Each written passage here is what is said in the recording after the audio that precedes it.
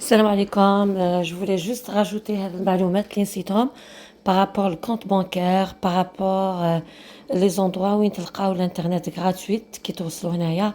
Donc pour dépanner, on ne sait jamais pour un début. Donc c'est ça, il y a des points importants, j'aimerais ça que vous les écoutez. Inch'Allah يفيدكم ou répondez les questions تاعكم concernant les inquiétudes.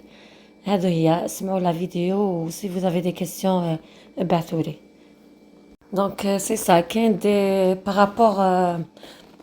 rapport au compte bancaire, par rapport à un site, par rapport à l'assurance privée, ou par rapport surtout les deux points importants, les sites donc, vous allez bien comprendre par rapport à les renseignements. Donc, ceux les Rahoudjaïn, il vaut mieux les écouter parce que je trouve que c'est important, surtout les Rahoudjaïn en famille et tout ça, par rapport les cartes, donc le temps, les comme au bon moment. Maintenant que vous avez présenté vos demandes de documents gouvernementaux, pensez à faire les autres démarches suivantes. Pour protéger votre argent et gérer vos finances, envisagez d'ouvrir un compte bancaire dans une institution canadienne. Une banque peut également vous aider à obtenir une carte de crédit ou une carte de débit. Pour ouvrir un compte bancaire, rendez-vous dans une banque, pièce d'identité en main. Les documents que vous présentez doivent être des originaux et être en bonne condition. Les copies ne sont pas acceptées. Faites quelques recherches avant de choisir la banque avec laquelle vous souhaitez faire affaire. Une fois votre décision prise, visitez une succursale pour obtenir plus d'informations sur l'ouverture d'un compte. Les transports en commun sont un moyen efficace et abordable de se déplacer d'un endroit à un autre.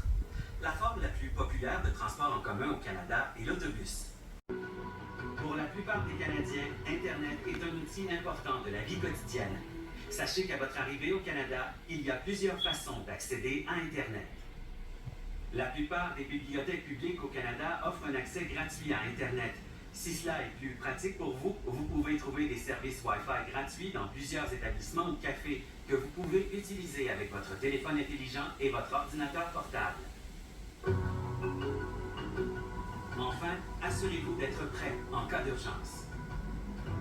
Le numéro de téléphone d'urgence utilisé au Canada est le 911. Assurez-vous que vous et les membres de votre famille mémorisez ce numéro. Si jamais vous avez besoin du service d'ambulancier, de policier ou de pompier, composez ce numéro. Sachez que les relations avec les policiers au Canada peuvent être différentes de celles dans votre pays d'origine. La tâche principale de la police au Canada est de protéger et de servir la communauté. N'ayez jamais peur de demander de l'aide à un policier quand vous en avez besoin. Vous pouvez vous attendre à ce que vos premières semaines au Canada soient très occupées car vous aurez plusieurs démarches à faire. Nous espérons que cette vidéo contribuera à faciliter votre installation au pays. Pour de plus amples renseignements sur les sujets abordés dans cette vidéo et nombre d'autres sujets, consultez le site web du gouvernement du Canada. Ce portail central offre des renseignements sur la vie au Canada et vous oriente vers de nombreuses ressources adaptées à vos besoins. Canada. Si cela n'est pas possible, cherchez un hôtel ou une auberge à proximité d'un endroit central. Essayez de réserver votre chambre d'hôtel ou d'auberge au moins plusieurs semaines avant de vous envoler pour le Canada. En réservant, vous économiserez probablement et aurez de meilleures chances de trouver des chambres libres. Pour vous aider dans votre recherche, la plupart des hôtels et des auberges ont un site web où l'on trouve des prix, des photographies, une carte d'orientation et une description des services offerts. Mise en garde, méfiez-vous des hôtels ou des auberges à très bas prix. Ils peuvent être situés dans des quartiers mal famés ou être de qualité très médiocre. L'une de vos tâches les plus importantes consiste à vous préparer à chercher du travail au Canada. Vous pourrez subvenir à vos besoins et à ceux de votre famille, surtout dans la mesure où vous pourrez trouver un emploi convenable. Pour bien des gens, le premier emploi au Canada n'est peut-être pas le plus gratifiant. Mais n'oubliez pas qu'il faut du temps pour améliorer vos qualifications et acquérir de l'expérience canadienne avant de trouver l'emploi que vous souhaitez vraiment. Voici certaines choses que vous pouvez faire avant votre arrivée au Canada. Rassemblez tous vos diplômes et certificats d'études et obtenez des lettres de recommandation de vos anciens employeurs. Comme il a été mentionné ci-dessus, veillez à faire traduire ces documents en français ou en anglais. Apprenez comment obtenir la reconnaissance officielle de vos compétences professionnelles et de vos études au Canada et amorcez le processus.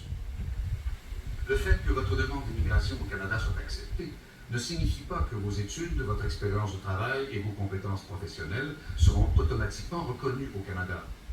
Vous devez suivre certains processus pour obtenir l'équivalence des études, de la formation et de l'expérience de travail que vous avez acquises dans un autre pays, selon les normes qui sont appliquées aux travailleurs canadiens. Le Bureau d'orientation relatif au titre de compétences étrangers peut vous fournir des renseignements précieux sur ce processus. Notamment, cherchez à savoir si votre profession est réglementée au Canada. Les professions réglementées, dans des domaines tels que les soins de santé, le génie, les métiers spécialisés et autres, ont établi des normes concernant l'exercice de la profession et exigent un certificat, un permis ou une licence. Les normes peuvent varier selon la région du Canada.